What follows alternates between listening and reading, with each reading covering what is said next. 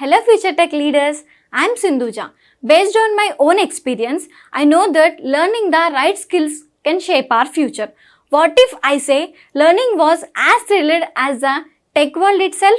There we go. A cloud foundation, that's exactly what you will experience. From day one, you will be immersed in the interactive sessions and expert-led courses that covers most of the widely used technologies in the zone of data science to cloud computing, which brings more light to the life of a techie. I'm so excited to help you and unlock the true potential of a technology. Well, then why to wait? Let's see what it unfolds. Last time we discussed about content, fragment experience, and before that we were discussing about components.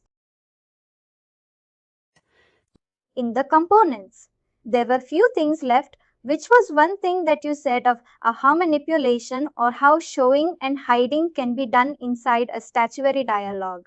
I did some code and I can show you that. If I configure this component here, you can see what I did is I added this checkbox, and if you have this checkbox selected, let me just maximize it. If you have this checkbox selected, then only the first name and the last name will be displayed, and in case if you unselect this checkbox, you can see those are getting hidden. Both the first name and last name. On the basis of this checkbox, we are doing some manipulation. Showing and hiding a field of the two fields, that is first name and last name. How we achieved this is, let me go to the code and show it to you. Here, what we did is I used the same client library that we discussed last time. That is a sample client lib, and inside our remote control that was just text, I loaded my show hide.js. Now what exactly I am doing inside my show hide.js? Let me just open this. What I am doing is that I am loading this, I am writing this JS, and I set the document on foundation content loaded. What it will do? It will trigger an event.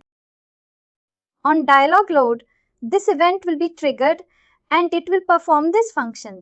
When our dialog will be loaded, after that only this function will be executed.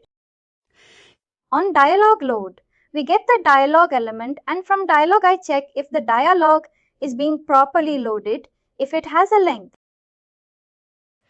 Then I set to the time all the fields of dialog gets loaded, like I use this out of box method that is Coral Commons ready till the time this dialog element is fully loaded, then only you execute this init method like I just named it init. I use it init method and pass this dialog element. I just said that once the dialog gets ready, like all the fields inside the dialog gets ready, then only figure this init method. Now what I am doing inside this init method is I got the dialog. Now I am using this simple jQuery. I created this field variable which is of type list, and within the dialog I tried to find an element or an HTML element where this name is checkbox. If I go over here, if I inspect over here and show it to you. Here, I found it by using this input where name is checkbox. By using this attribute with its value, I found this element.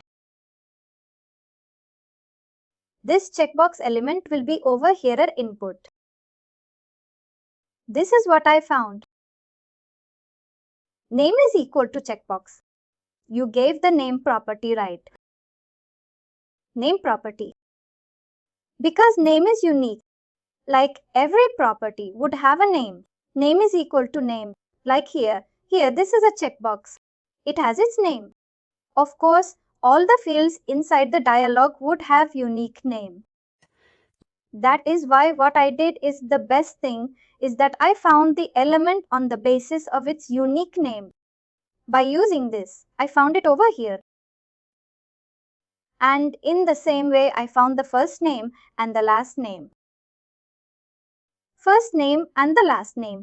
Now, if I go over here, if I close this, sorry, not this. But if I close this, check. And if I go over here, you can see Coral Form Field Wrapper. Always see, if you would see the HTML, you would see all our fields inside our dialog are being surrounded by this particular class. That is div class Coral Form Field Wrapper. Like if I open this, you would see this is my first name. If I close this and open the next one, see this is my last name. If I close this, if I go open, and this is my age field. All our fields in our Coral 3. See this dialog creation that we all created. This is basically created by using the language that is Coral 3. Earlier we were on Classic, then we migrated to Coral, but Coral also has its version Coral 2 and Coral 3. The latest one is Coral 3. By default, if you will create a component, it will get created by using the Coral 3 only language. Just remember this thing for just knowing knowledge purpose actually. All our fields are being surrounded by this div class by default.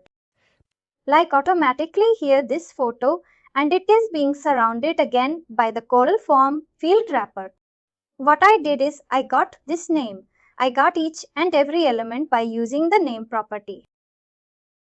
And I stored those elements inside this fields list.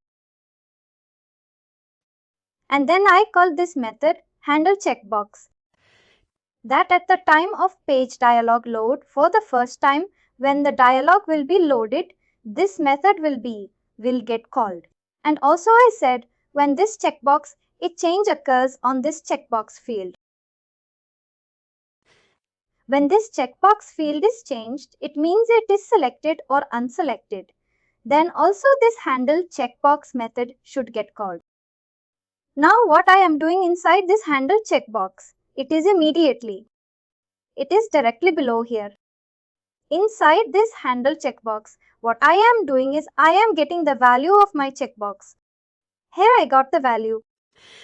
I said if it is not undefined and if it is checked, if the value is checked, then what I am doing is I am calling this method show field and passing the field that I need to be shown. Else, I am calling this method hide field. Now, if I go over here, like I have the show field and I have the hide field. Similarly, I have the hide field. What I am doing is I am passing the element which I need to show or which I need to hide. I received this element and what I did is, again I did the closest Coral Form Field Wrapper. This will be a class. If you see it is a dot. Here, what I did is I got the closest. This because I got by using name property. What I did is I got the closest Coral Form Field Wrapper, this thing type of element. And Coral Form Field Wrapper, I got this element and I put that. I checked if the length is greater than 0.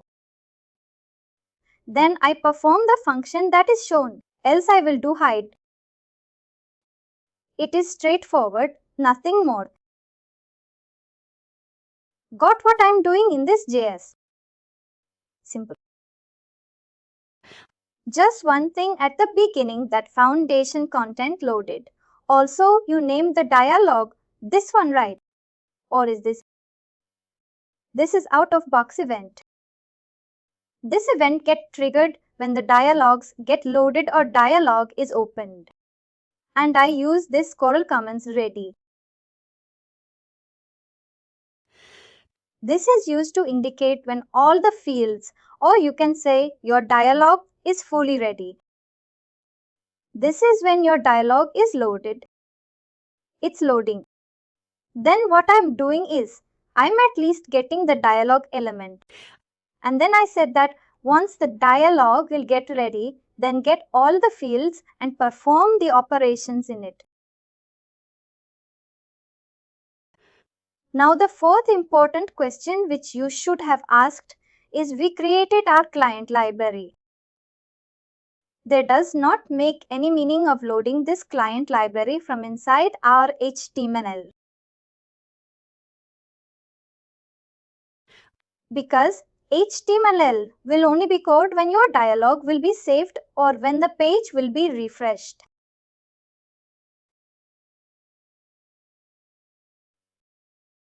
Because HTML will only be called that time. Like if I refresh this page, then the HTML will be called. Or if the dialog will be saved, then only HTML will be. When I open the dialog or when I close the dialog, when I perform any operation, then this JS will not. Then my client library won't get called. Because you're going to use it on HTML, right? You have to call it in HTML, right? If we call it inside HTML, if we call this client library from inside HTML, if I call this, see, if I call this inside HTML, and HTML will only be called when the page will be loaded or the dialog will be saved. Then only my HTML will be called up. But we need this JavaScript to be called when this dialog is loaded or when this dialog, some operation on this dialog is performed.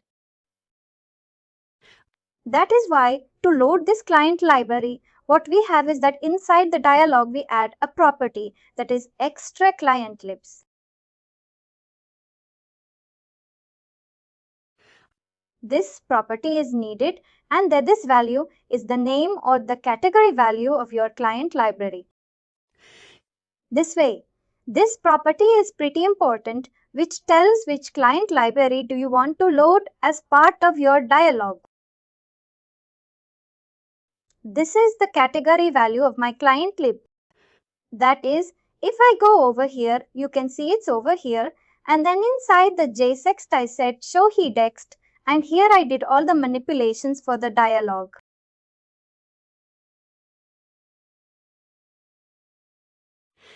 In the dialog, the property that you said, the extra thing, should be the name of the sample client lib folder, which is the categories, right?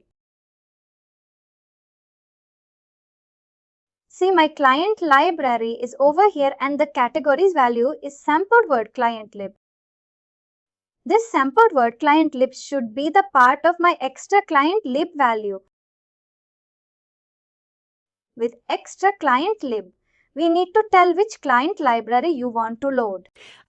If you want to call your client library, you need to name a client library, and this is the name of the client library because this is the name that we gave over here.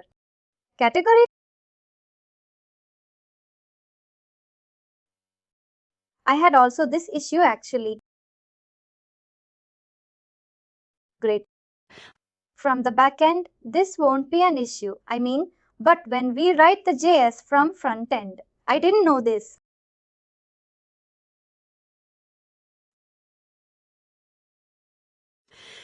If you want to load, mainly the thing is, but if you want to load your client library from inside your dialog, you have to use this extra client library.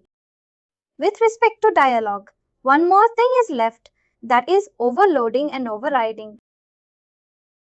We will discuss about that today. Then we will start with the work. Let's firstly discuss about overriding.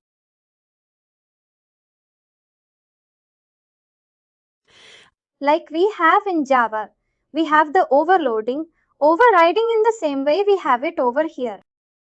Now what is overriding, or basically here? Overriding. Let's discuss on that. Like we have the inheritance concept in Java, the same inheritance concept is followed in components inside AEM. Components also follow the inheritance concept that we have in Java. Like we have this sample word, let me just copy this and let me paste it over here. Just below it. And let me rename it and say this is child sample word. I created. This is another component which is child sample word. Let me just give it some proper name. This is my child sample.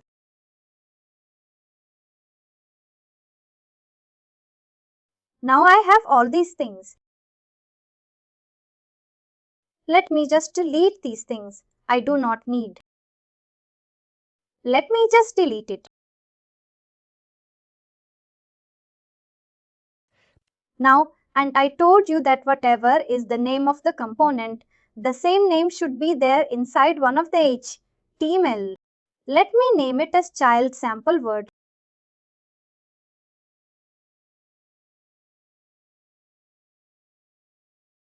I named it as child sample word. Now it has its dialog as well. Let me delete this.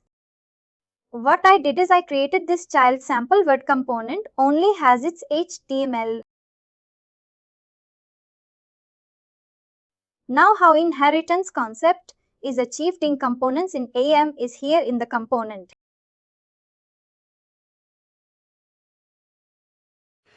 What we do is we use a property that is sling::resource supertype, and the value of this will be the path of the parent component.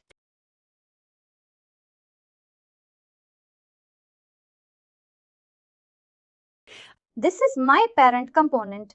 This path is what I will input over here, and here we establish the parent and child relationship. What I said is that this will now become the parent, that is sample word, and my child sample word. Oh, I think I added it at wrong location. Let me just delete it, and it should be over here. Over here, I added this property sling::resource supertype and the part to my parent component. Like the way we do in Java, we use the extends, and like child class extends parent class. In the same way we said, this child component extends the parent component. Here we do not use the extends as the keyword, but here we use the sling::resource supertype to indicate which is its parent component. Yes.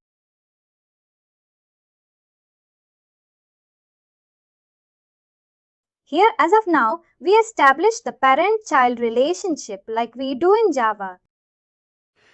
In Java, like if we establish this relationship, we know all the local variables and all the like instance variables and all the methods, public methods of the parent class gets automatically inherited into the child class.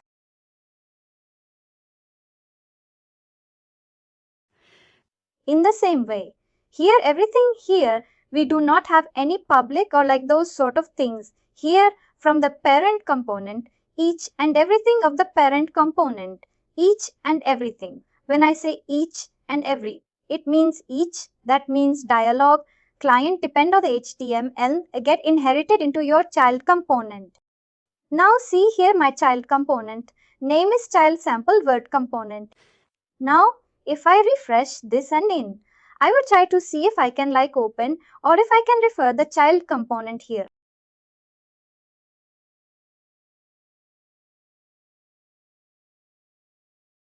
If I refer, let me say here you can see child sample word component. Let me just put some basic HTML over here and let me refresh it back.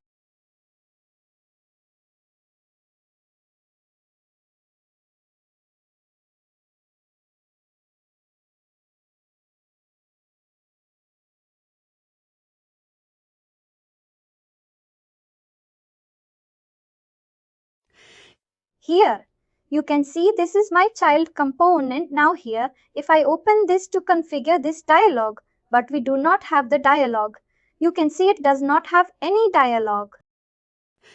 But if I click over here, what it will do is it will open the parent component dialog because each and everything from the parent component has now been united into the child component.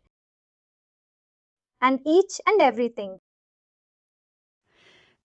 When I said each and everything, it means the client leave as well the dialog and all the same manipulation that we were able to do in the parent. We can now do it inside the child component as well. This is my child component and it does not have any dialog. Visually, we cannot see any dialog, but this dialog has been inherited from the parent component just by this property. Similar way, if you want to in from this child sample word, let's say if you want to include your any of the HTML data, how you use data slide include. As we know that HTML are virtually available over here, like let's say this sample word of course is virtually available over here.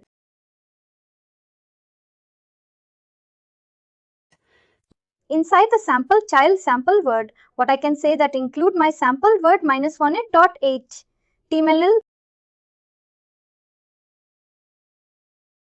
It is virtually available.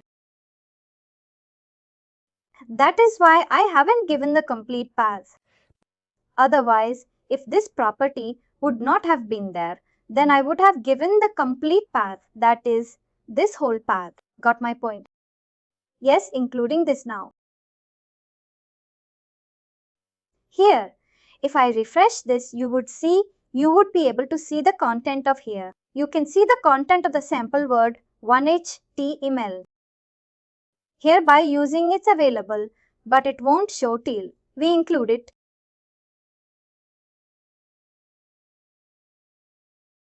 That's the same in Java as well.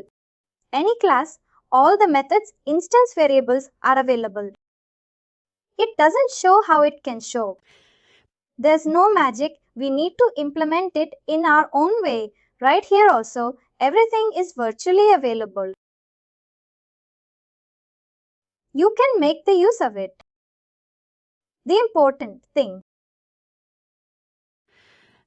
Here we establish the parent-child relationship and we have all the things from the parent available in the child as well. We have the dialog.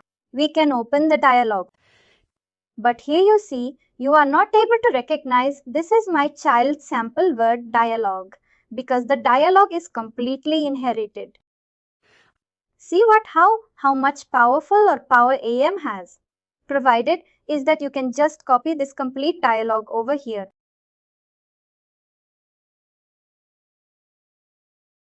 Let's say you want to make some modification inside this dialog.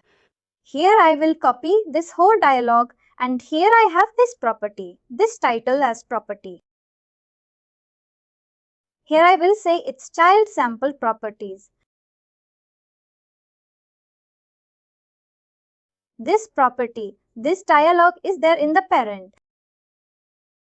Let me do one thing. Let me delete everything below this node, that is child. Sorry, this SQL dialog. I deleted every node below this. What I did is I just kept these three properties because I wanted to update the title. That updated title should be shown inside my child component. If I refresh this and if I open this, you can see my property has been updated. My title has been updated to child sample property and still you can see rest. All the things are still coming here. You can see still it is coming even if I have deleted this.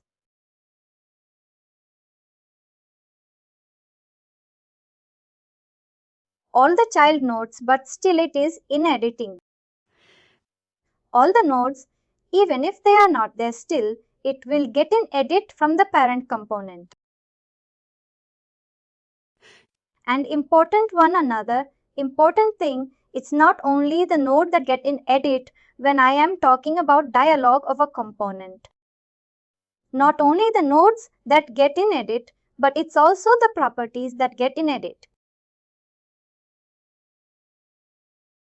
These properties will also get in edit. In case, if I know that JCI title is something that I need to overwrite because the value of this I need to change, but rest in properties I am able to get from the parent, I can delete it over here. Since I only wanted to update this property, that is our title. That is why I just provided this title property of this node and update the value of this. Now, if I do not have any other nodes below it and other properties on this node, then also it won't make any difference because all those things will still be coming from the parent components dialog. If I refresh this and if I go to my component here, you can see still everything is working fine.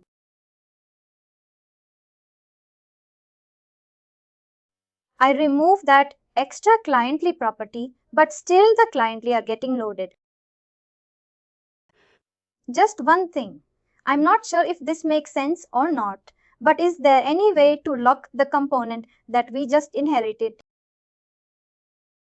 I mean to lock it like from any other changes from the parents. No, we cannot lock component. The component locking is only done when you have that blueprint live copy thing that we discussed last time. You remember we discussed in the experience segment where we have the blueprint and the live. There only you can lock, but you cannot lock the component. But you can still lock the page. The whole page will be locked. I told you how you can lock the page. Now, in the same way, we have this dialog since I only needed to update this property.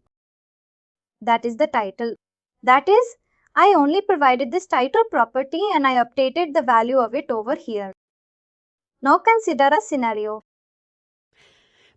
Now we understood that even if it does not have the child node, it doesn't make a difference inside the dialog.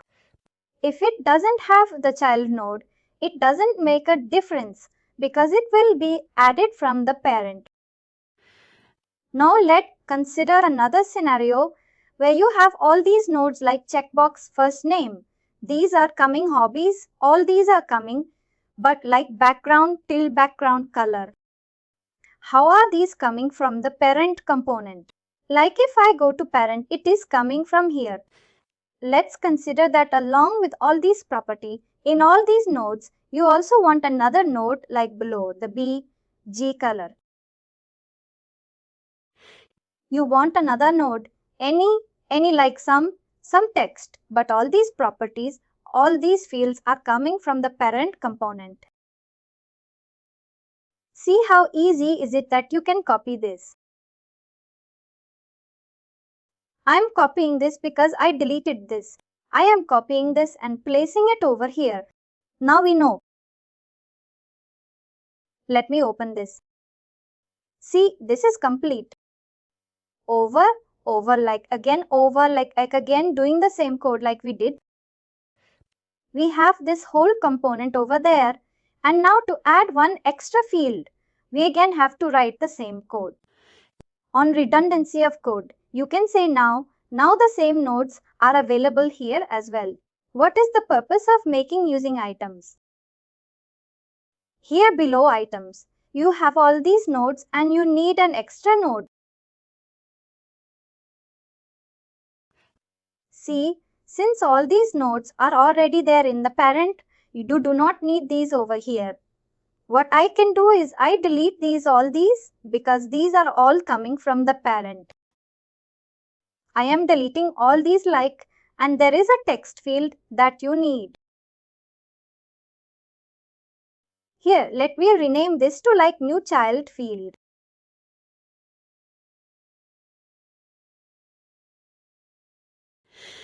And this child field is what I added, and then let me name it, give it a label as child field, and some value over here is child field.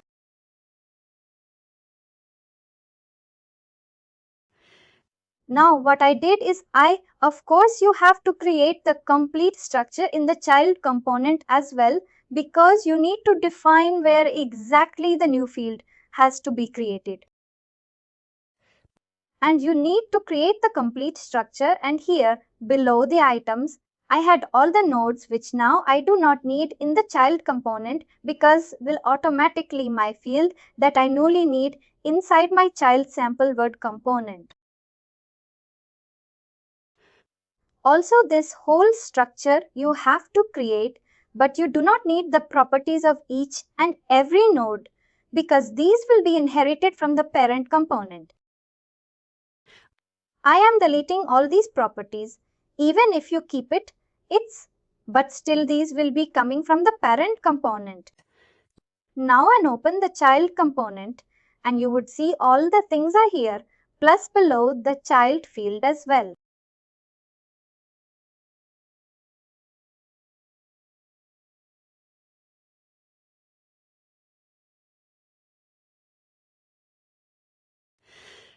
All these are like overriding concept right over whatever we want to customize for the child component.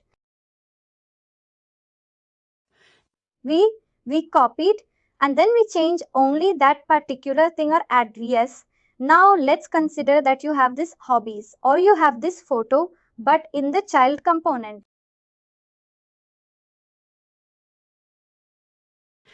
Since this is coming from the parent but in the child component, you do not need this.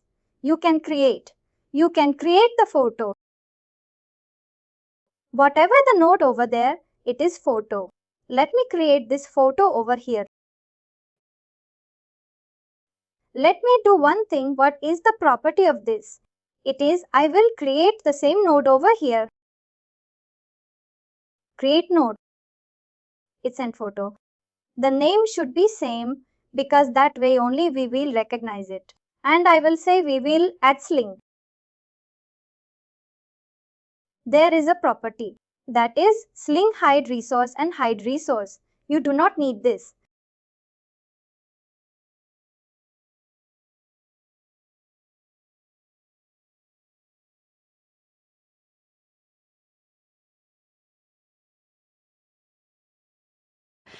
Actually, what we can do is inside the items only we can add sling hide children and here it will be string array and I can say whatever the name of the field was.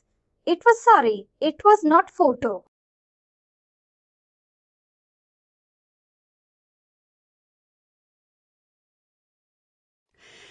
Inside items, I said sling colon hide children and it can be a string or it can be string array and here you can say which. Here you can mention which all child nodes you want to hide or you do not want it to be part of your complex. I said sling hide children in the items because photo and all the fields are the child of the items node. Now if go here, let me refresh it and if I open this, you can see the photo field is gone.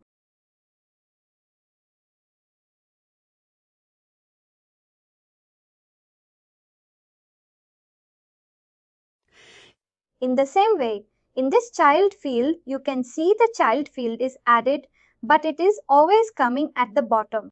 Let's consider that you want to place it above hobbies. What you can do is, what is the name? Node name of hobbies. Is hobbies above this? You want it? Over here, you can go to this child field and you can say sling order before and value is hobbies.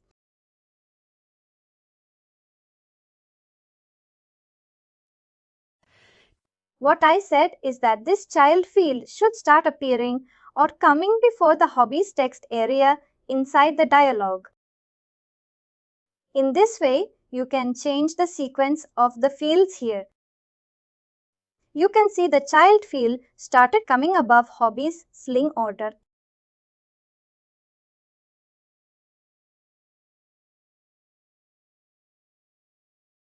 Before we discussed sling hide children. These are out-of-box properties that provided by AEM through which you can change the look and feel of your child component. There are few more. Like, let's consider we discuss about sling hide children. Similarly, there is sling hide the soul, which also does the same thing. This is how you can override a form.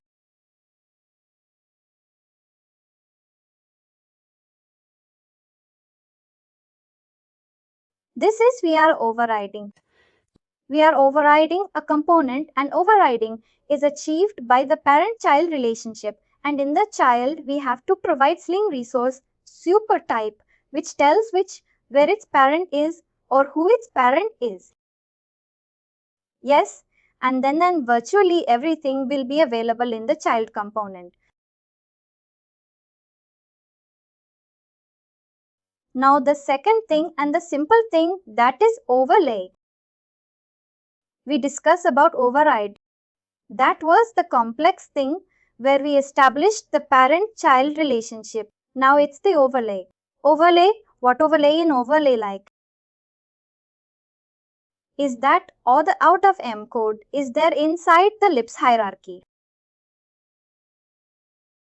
Now consider if you want to make some changes in some of the out-of-box behavior of M.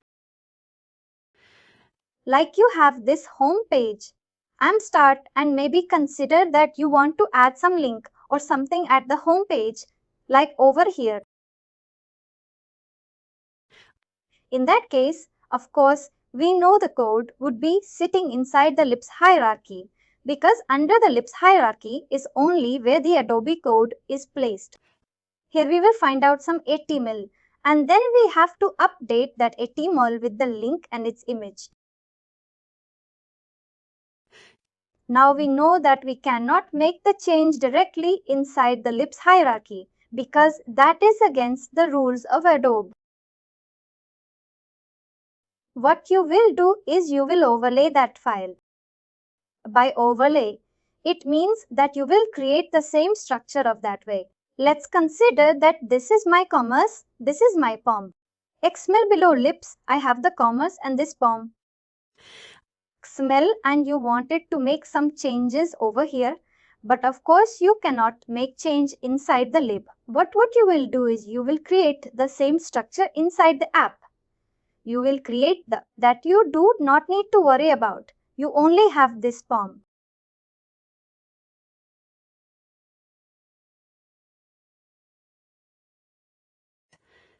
XML below the commerce folder inside the apps hierarchy, and then make the changes inside the form. XML inside the apps hierarchy. This is overlaying. When you overlay some file from libs to apps, that is overlaying, it's not overloading. Sorry, it's overlay, right? Overlaying, it's not overloading. But it should be same as structure, right?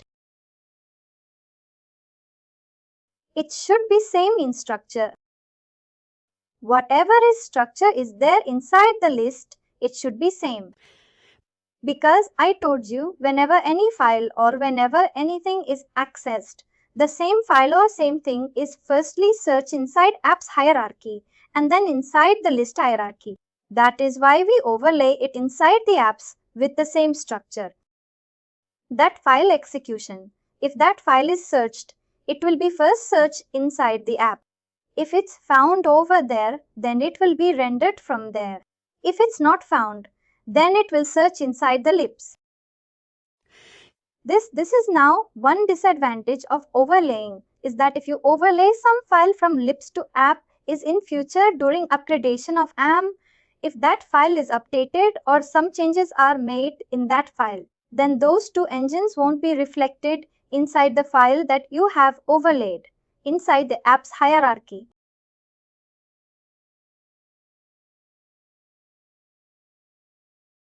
That apps hierarchy, that file will be a stale one. It will have the stale code because Adobe would have updated the code with the newer version, but you would still be using the stale version of that code. That is why it is like in stream case. If you want to overlay some file from libs to apps, then only you do. In case better you do make any such customizing.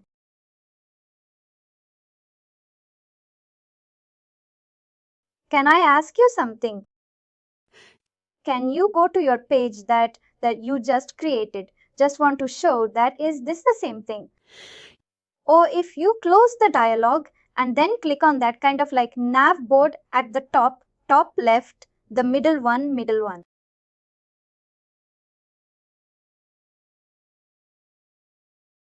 If say open properties, the first one, because we have this same situation. I think it's somehow like this. Sorry, your voice, is it? Is it now?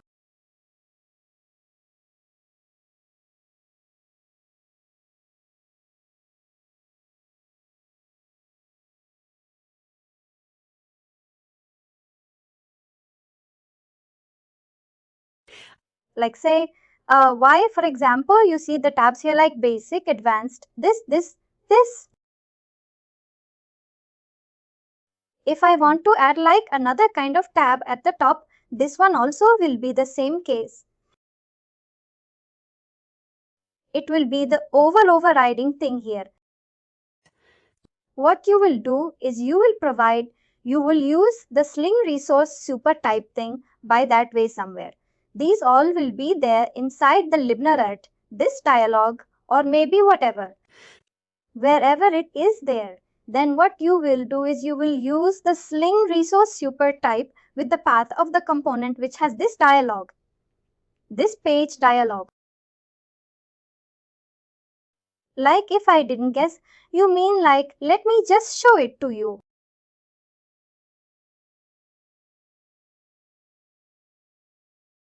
Here inside the apps, we have the core AEM component, and here I have the pages.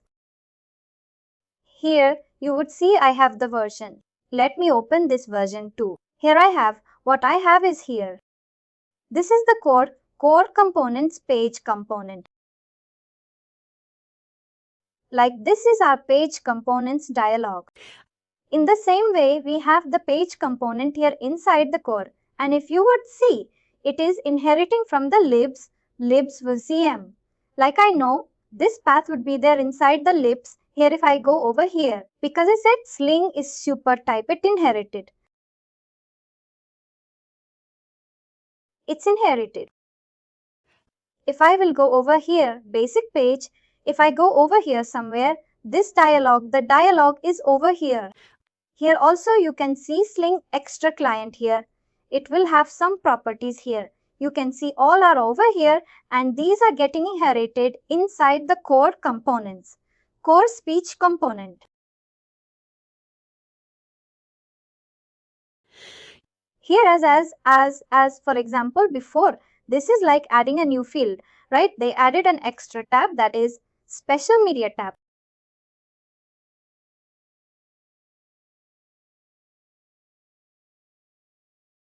That's what they added inside the core component. We can add, like for example, device setup tab, because this is the same case. Like they use this language super type, have that dialog, and like they are getting, and they are just adding a new tab over here.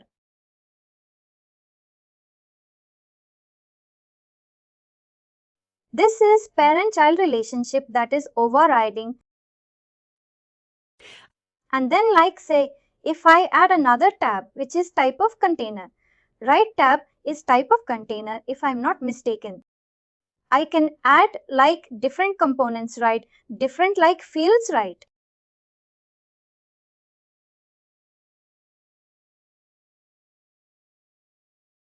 Yes, see, I can do that. Right. A component can have like in, I think same as we have in Java. A child can have.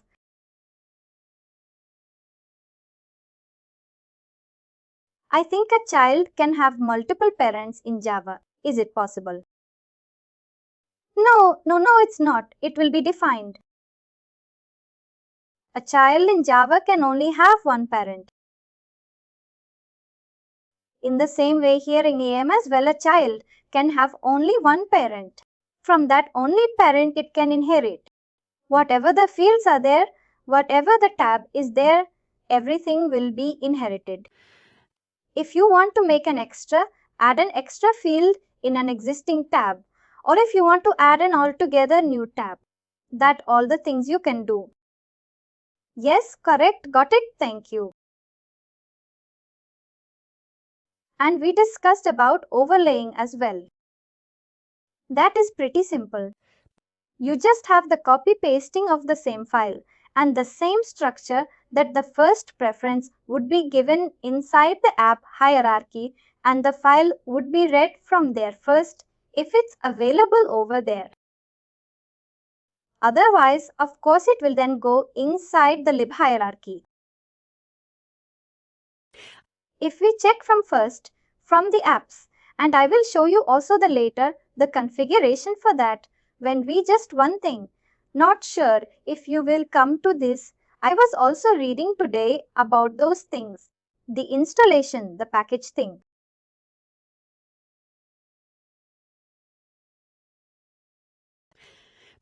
Then it was telling something like some of the paths are like immutable and some of them like mutable. This is the one, right? I tell you that it's immutable. Yes, that is more of a concept of cloud on Adobe Cloud. What Adobe Cloud says is that there are some hierarchies which are mutable and some are immutable. By mutable, it means that it cannot be changed once the code has been deployed, or once it has been deployed, it cannot be changed. And there are some hierarchies which are mutable. Sorry, are mutable, that is, it can be changed, and immutable, it means it cannot be changed. What Adobe Cloud says is that apps and libs, basically what this is, except of content, it's error. Conf and where hierarchy, every other hierarchy is immutable. That means it cannot be changed on fly. If from code, if you think of writing some script that can make some change inside the app's hierarchy on fly, that is not possible. Your script will fail because app's hierarchy is immutable. It cannot be changed, only content itself. And where hierarchies are the one which are immutable content, it's error.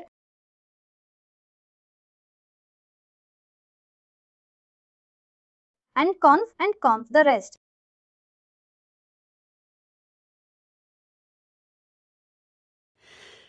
And if say for this mutable package, I mean the path, this thing, if you want to write a script or something, this is all the OSGI configuration things, right?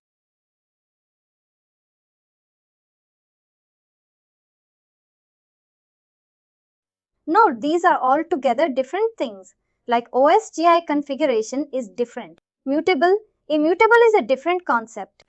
No, I mean like if you want to write a script or something like, or like say, run something, for what purpose you want to write a script? I don't know how to explain because I don't know that. Like say, for example, to run some configuration when user, for example, access to any of the HTTP server or something like that.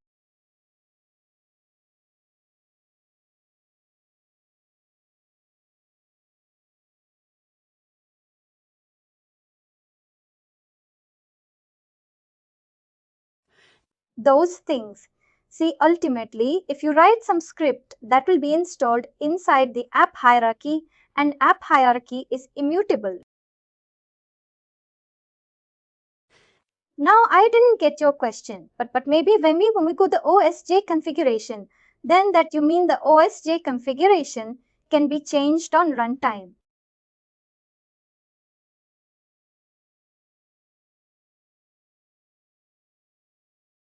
How does this becomes immutable?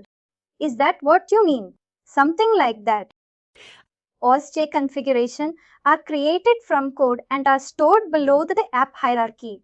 But when we change them on runtime, they are not stored directly below the apps.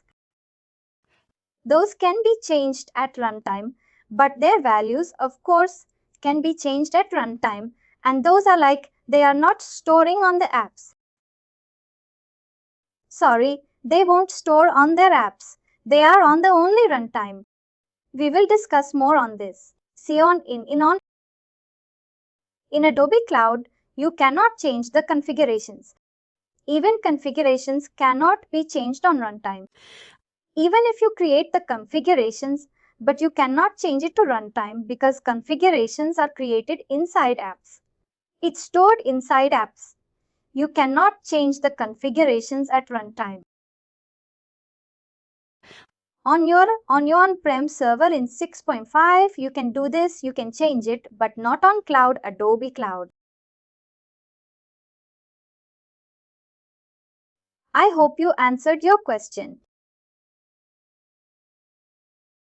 I think it will be more clear when we go to that part how to configure things. This covers or this completes our component things.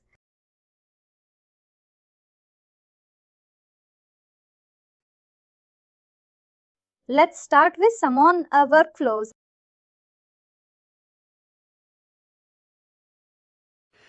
We will cover some of the things and workflows, and let's see how much we can count the workflows is. Basically, when do we use workflows? Is it basically step-by-step execution or performance or execution of some task? If you have some set of defined set steps defined for your task, then every time if you want to do those steps, instead of doing those each and every time, what you can do is you can create a workflow, and the workflow will help you in doing those tasks instead of doing those tasks or all those steps manually each and every time.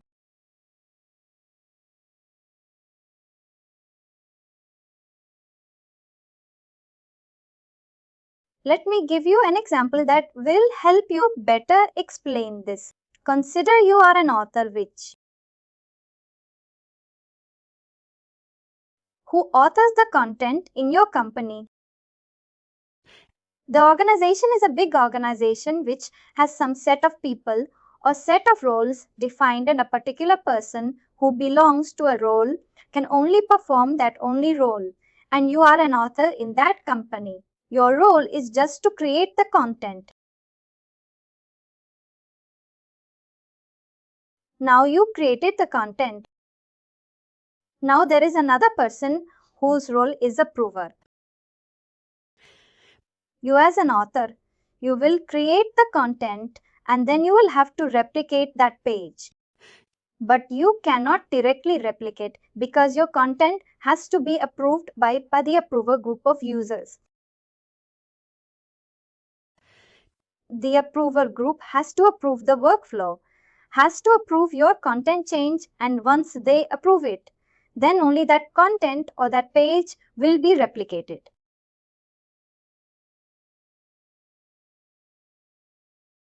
You cannot directly replicate. But what you have to do is each and every time you make a change and you have to take it to live to publisher, you have to go to the approver and then the approver will show you their 10 terms. We will check it sometime and you will wait for them. They will check it. Maybe they can send you the response back. Oh, it is not looking good. Or if they find it all, if it is all, then they will replicate. You see, your task is a whole lot dependent upon the approvals. Will approve this. If they approve it, then you have to replicate the page.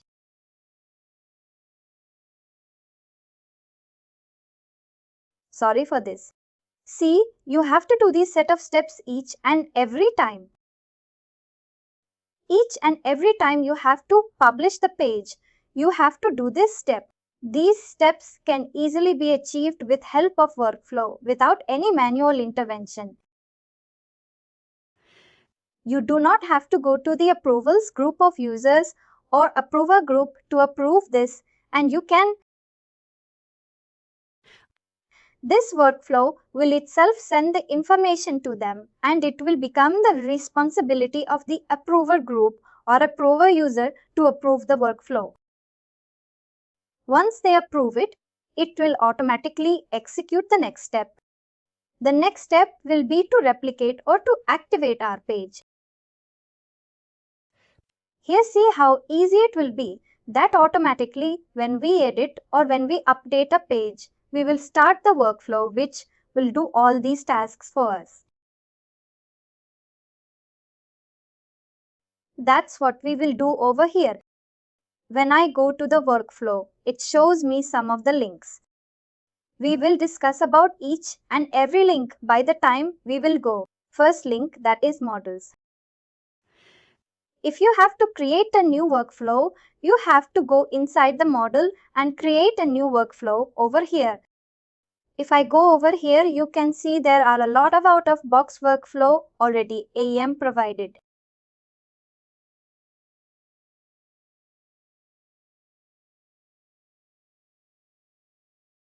These are all AEM provided out-of-box workflows.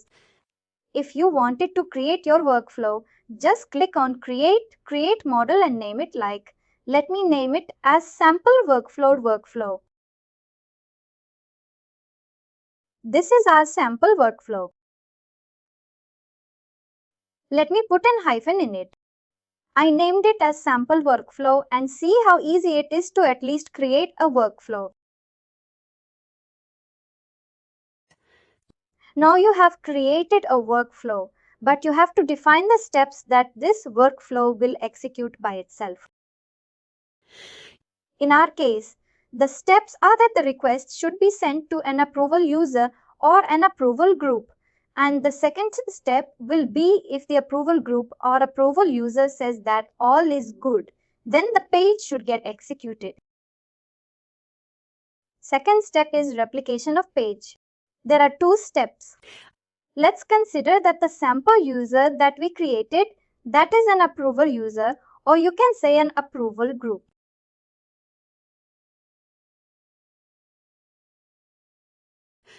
If you remember from the security session that we did, we created a group and a user as well. If you remember the user or the group, what was the name of the user? I think it was sample. And we also created a system user, but system user does not have any credentials. Sample is the user that we created. Here we assume that sample user is an approver user. Here, let me delete this because this out-of-box steps by default comes into action when we create any workflow. Here we have the workflow start and end, and between that we will add all the steps that we need as part of this workflow. Our workflow needs two steps. First is to get it approved by the approval user or approval group, and second is to replicate the system. Now the first step. First we implement the first step and then we implement second step. The first step is that we need to get it approved by the approval user and approval. Here, these are the steps, or basically you can say the dialogue. These are called as steps, where you can see it is go to and all the like are split, and all these are the by default steps in workflow. Any complex workflow you have, there would be any very minor chance that you would be needing any, not dialogue.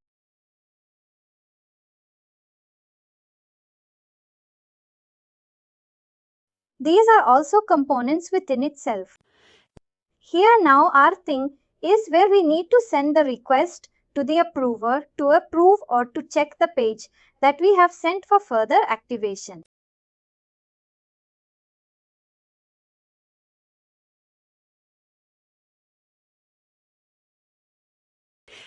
Here if you would see that there is a participant steps. What participant steps does is it sends the same that we wanted. It sends the request to the user. Here if I added this, either a user or a group. Here, if you select this user and group, I can say notify user by email. I will tell you how it will get notified, and let me add the sample. Either you can add the sample group or sample the whole group or the user. Let me which all users who belong this group all will get notified, and any one of them can take action, further action on it.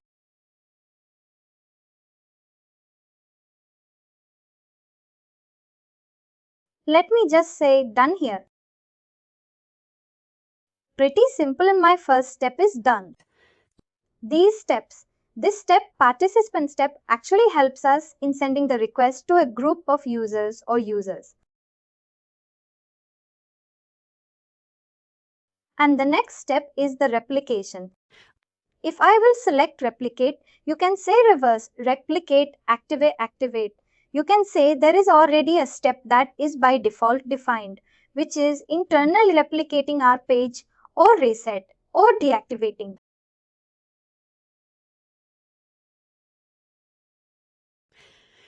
That is, if you want to deactivate. Let me just select. This pretty simple workflow will start. It will send a request to the participant. Further, depending upon the action of the participants, whether they step back or whether they approve or whether or see, there can be three scenarios. We selected a group. The group can have multiple members. Here, either any of the user in that group can say step back, means the things doesn't look good. Now, the author or whosoever will start this workflow will have to again redo the work. If it says the second step will be executed, that is activate page group. There can be multiple users in the group and all will get intimated and one of them will be taking action. Now one of the person may say that, oh, I am not available. I delegate this task to some other person. Delegation can also be done inside a group. When a request is sent to a group, if the group has multiple users, one of the user or any number of users can delegate the request or delegate this task to other. This is a simple step. I will show you all those three things. This simple workflow has been created, but we need to sync our workflow. I will sync this workflow, and here you can see workflow runtime model successfully written. Here, by syncing, the workflow gets successfully created. Here our workflow. Let me just go back to my game start, and if I go back to my sites, and if I go to my sample project, us this and test page. Let's say if you want to start a workflow over here, what you can do is you can select this and we are getting the workflow.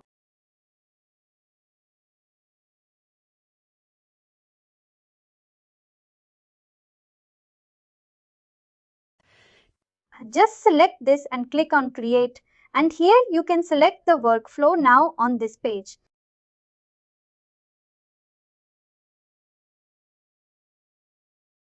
If you want to start a workflow that you say that I am an author and I am done with my work. Now, I want all those tasks to be done, but I have a workflow for that. I will start the workflow and workflow will do all the steps on my behalf. I will start the workflow and select the necessary workflow which I need to be executed on this page. I will select the workflow model. The workflow model. What was the name of yours? It was sample minus fees. Sample my sample workflow. My sample page workflow.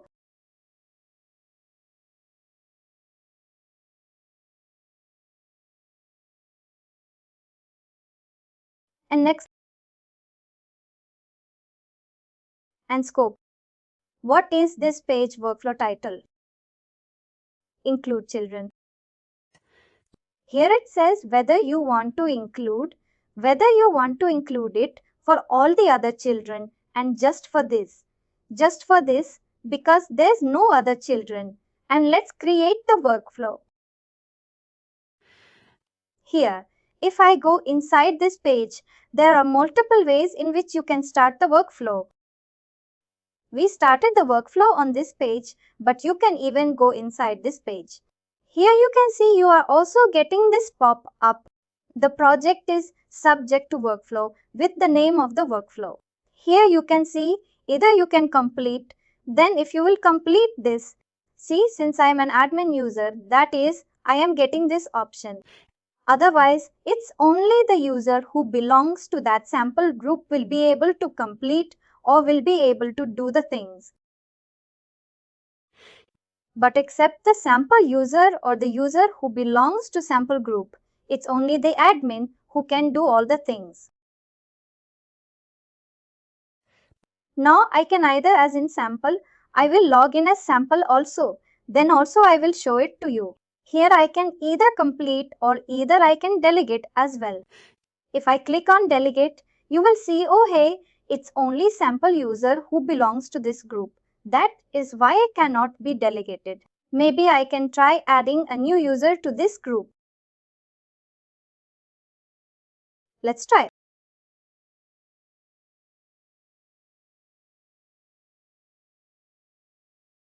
Thing works or not? In the security I have group and inside the sample group. Let me try adding a new user. Let's firstly search our sample group. This is our sample. Unfortunately, as of now, we just had one member. Let's see if I have some other member. Let me see if any test member. It's not there. Let me search any.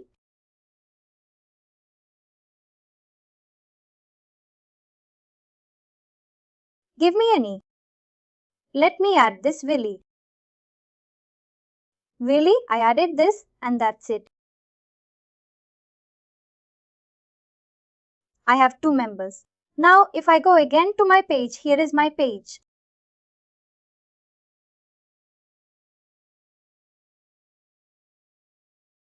Still, it is under workflow. If I click on delegate here, you can see delegate.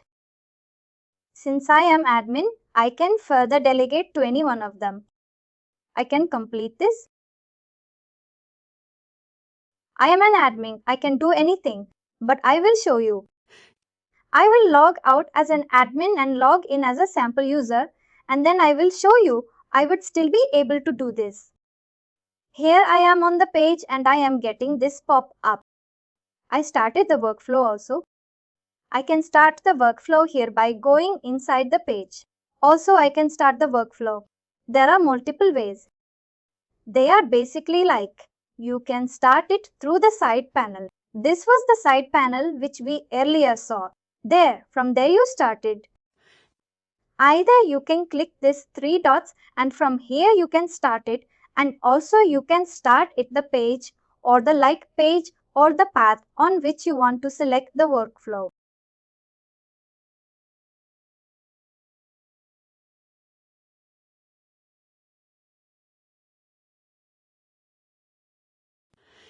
Here we have the workflow, and here you can start the workflow again, and then you have to provide the payload. Payload is basically the path on which you want to start the workflow. Our workflow is already over here. And if you want to see the details, let me just log out from. I don't remember the sample user's credential, but let me try.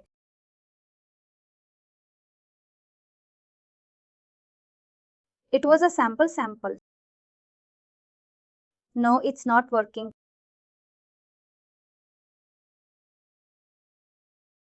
No, it's not working. But if it's not working, let me just do it with admin only.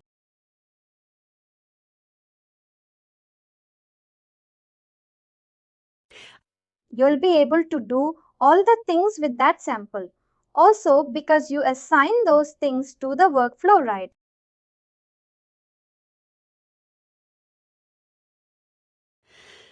Yes, with the workflow. Since here our workflow says that the request will go to the participant user. And who are the participant user? All the users who belong to the sample group, because the sample group would have received the notification. How would they have received? The notification is like, let me show it to you with the help of admin user only. Here if I go to my home, here you have this bell icon. This is the inbox. If you click over here, you can see all the inbox, and here also you can see that I received an participant notification. Here, the approver group, that is a sample user, will check and it sees that there is something on my plate. What it is? Either you can step back, You can say that things doesn't look good. Step back means again the things will go on. You as an author, you have read, or you can delegate it. A delegate means we just saw. Either you can delegate it to Willie or Sample, or you can complete this. By completing it, it means the next thing will be executed. That is activate page, and here, or you can open and see now you are the approver.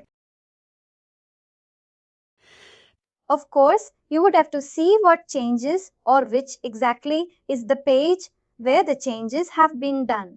You will click on open, and here you can go to the page where the changes have been made. Here, it gives you the details that this is the page path and all the details and the start date, each and everything like workflow, all the things regarding workflow and all, and also some comments. If you have inputted some comments, those also will come over here. I as an approver, like sample user, as an approver group, the approver user, if it found all the things look good, let me just complete this, and here you can see it will say the next step will be executed. That is activate page, and by default, since this is the only next step, that is why it will only be executed. Before activating this, let me just show you a few more things. Initiating the next step, I am saying that all the things are good, and let me complete this. Before completing, let me just show you a few more things. In this workflow, you have the models where you created the workflows. Similar way, you have the instances archive and failure. Instances tab or instances link shows you all the currently running workflows, or all the actively running workflows are being shown over here. And once the workflow is being completed, the details from here moves to either of these two folders depending upon. If it's a success, then it will go to the archive.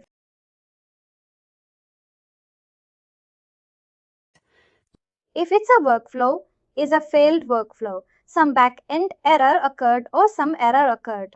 It doesn't mean that if you step back or if you delegate it, then it's a failure. It's not by failure. It means workflow somehow failed because of some logic failure. If that thing occurs, then the record would go inside this folder. All the running workflow, like our currently our workflow is in the running state. It will be inside the instances. Our sample workflow should be in the running state. Here you can see it is the running state. But at the time I will complete this, it will get removed from here and it will move to the archive folder. This is the archive folder. As of now, if you see the archive folder is empty, let me just complete this workflow. Let's say I said the page should get activated. Now my bucket is cleared by that item, and inside the archive you should see that entry. You can see the status has been completed, initiated by admin. All the things is what you can see. Even you can see the history of what all things happened and all the things. If any workflow history you want to check, depending upon that workflow is a success or a fail, that you can go inside the archive folder or you can go inside the failure folder and here inside running. As of now, there is no currently running. It should be cleared. Now our workflow is completed and our workflow next step was to activate the page.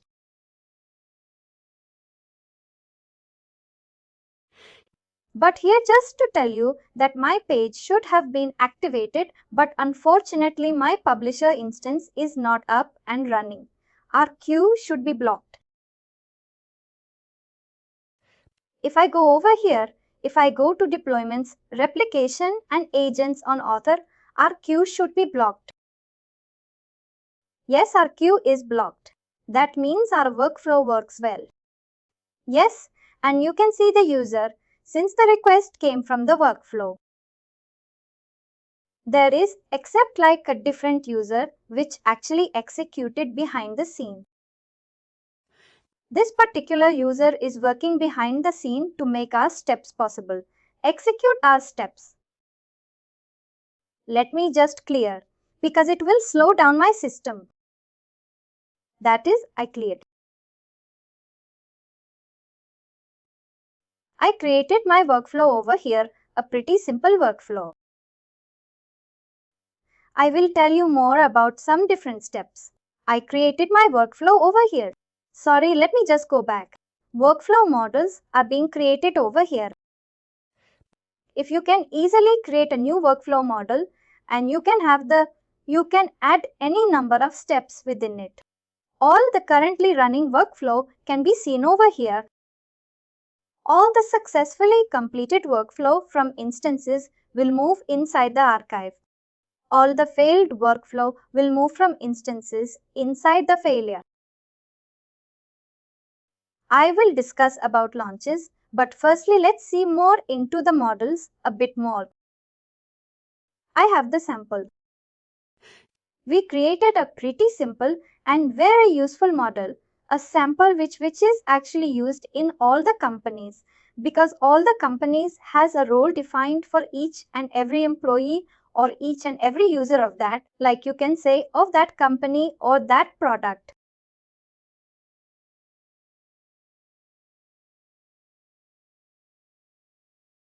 You are an author, you need to send the request. Here we have a lot of other steps like add, split. What it does is like if you use the add split, what it will do is it will create branches. Here you can see it create branches. Here, both the steps like parallelly steps will be executed. Here all the steps will be executed at the same time or split and also unsplit. You can say how many branches do you want. Here, if you add the branches, you can add it over here. Any number of branches that you want in the same way. It will be executed in the same way. If you can use that or split as well, either of these branches will be executed. Here, if I use this or split, it will ask us to write some code or write some script on the basis of which it will be decided which branch should be executed. If I open this here, you can say branch 1 and select routing expression. Here, you can say that external script or rule definition. Here you can set some rule, where here you can define some rule. Let me just go back. I did some quickly. Either you can use some external script or rule definition which defines that branch 1 should be executed. When this rule should satisfy, like if I click over here, it will say drop some object or something like if this rule will be satisfied, then only this branch steps will be executed and in the next also if this branch will be executed. If you like some external script, then you can provide some external use script or AEM script that will return true. Basically, it has to return true or false and depending upon that branch will be executed. Yes, you were saying something.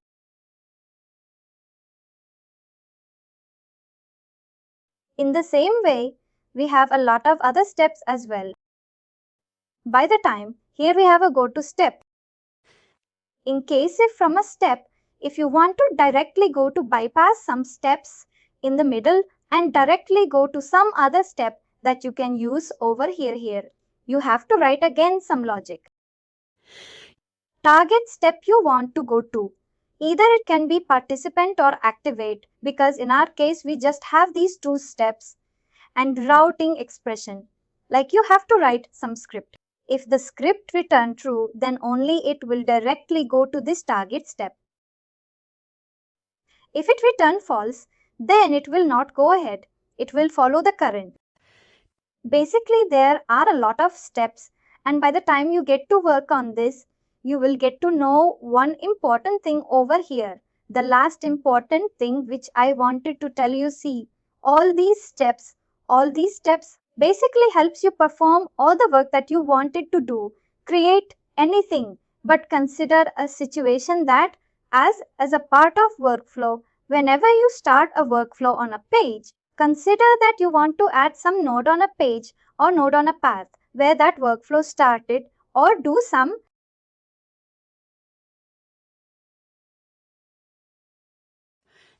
you wanted to do some work for which you have to write some code, like through that code only that task can be executed.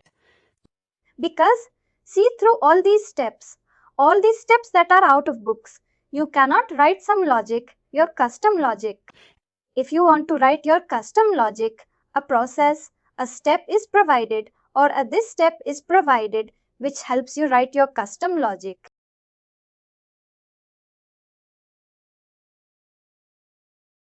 That is called as process step. With process step, you can write your custom logic. Here, in this you can select either your ICMM script or your Java file. These are all the Java files somewhere written behind the scene. Those are in the background. They are doing some work, and when your this process step will be executed and you selected this behind the scene, your this Java code will be executed, which is for now by default. And you can even write your custom Java code also, which will start appearing in this drop down, and that particular Java file will be executed. Are you aware of this process step? Actually, like right now we have something called Excel workflow.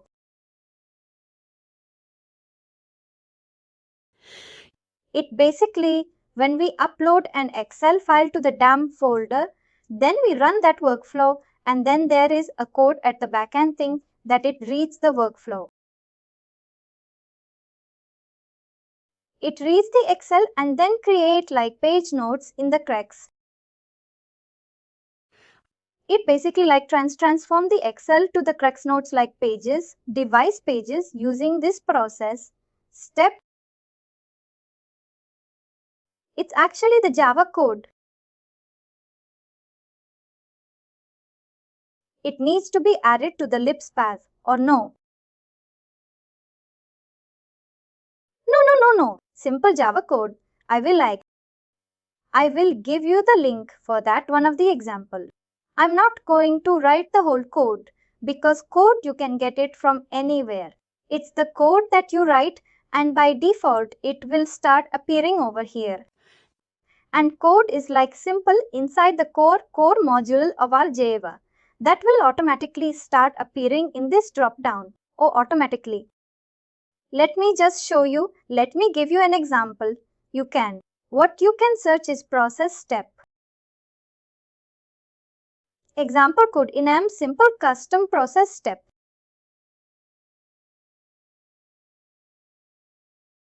All these things you can see. And now here you will get some code. Here you can see this is some code. You have to provide this process dot label. See here, this is the code. Complete. Some Java file code has been given, and you have to again use add direct component. If you remember this, add direct component to create service. Yes, here this is also service, but you need to provide this property process dot label. This process dot label property needs to be there. It doesn't matter if you provide these two properties, but this property needs to be there. And by using this property, only this value will start appearing in the drop down itself. Exactly, but it's accessing the dialog box right from backend.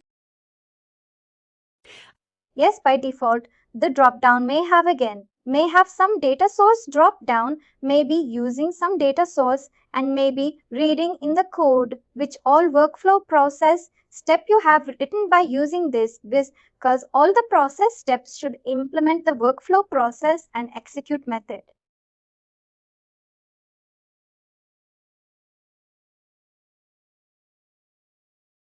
Just one more question. In this file, I noticed that Like say for writing anything inside CRX. Like Node, for example, it uses some kind of like service user, like there is a user that we define as, for example, data or something. Add some name.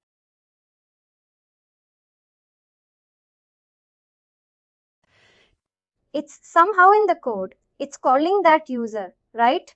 Yes, yes. Oh, this is supposed to be like that, right?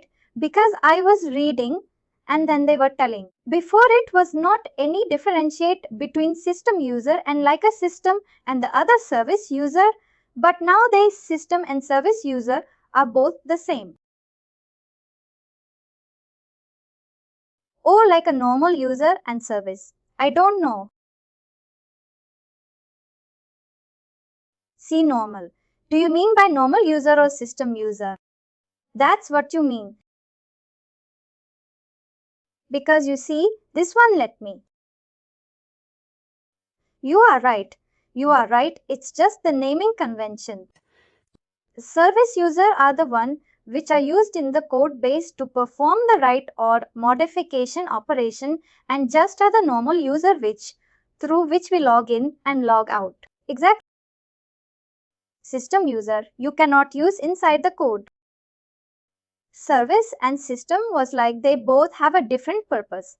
Service user you cannot use to service user you cannot log in into the system, and to system user you cannot use inside the code to perform modification and read operation. Like right? That's I realized that I'm not sure if this has, but I'll check that the link. One last thing for today. Inside the workflow, we discuss all these holes. We are just left with this launcher. As you said, in your current scenario, in your current company, what they are doing is that whenever that Excel get uploaded, then they have to go and manually start this workflow on that Excel. But what if we can define some process that this workflow should get automatically executed when that Excel gets uploaded on that inside that path? Workflow launches can help us to automate the execution of a workflow when some event occur inside AEM. If I go inside this launches, here I can create a launcher and I can say add launcher. And here I can say what type of event occur when you want the workflow to be executed, created, because in our case, it should be created or modified.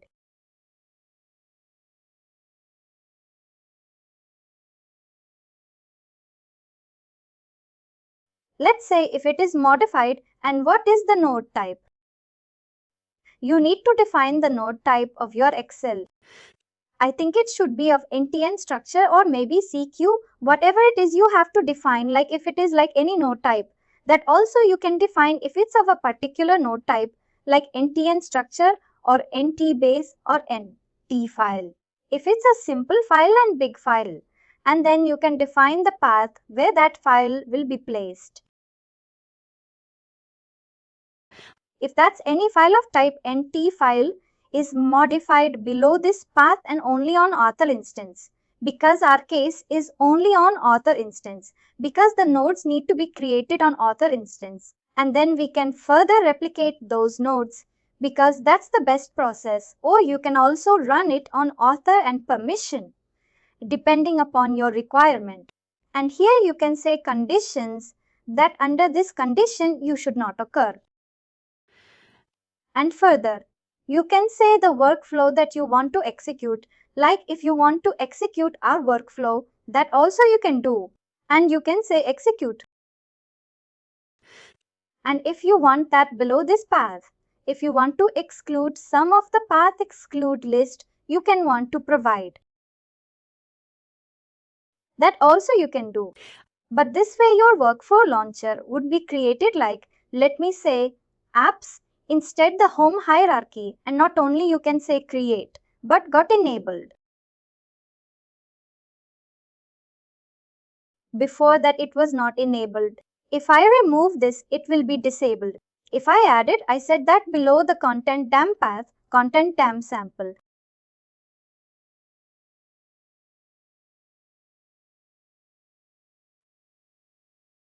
If your Excel is uploaded, whose type is this?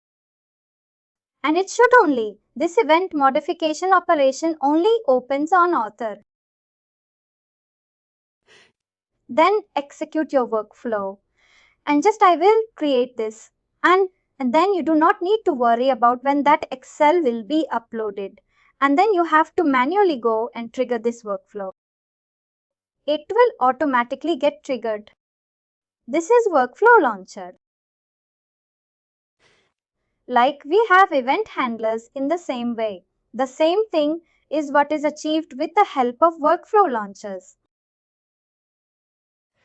But sometimes it will be asked, which would you prefer using, whether an event handler or whether you should use workflow launcher.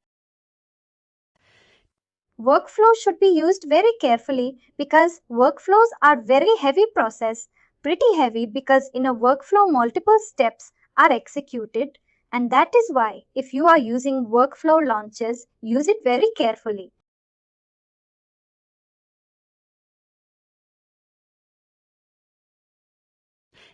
If the workflows are getting triggered without your knowledge just because of the launcher that you have configured, that it can consume a lot of AEM space and can even corrupt your EM.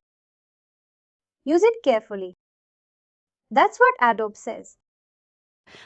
If you can achieve the same thing with event handlers or event listeners, very well, go ahead with that.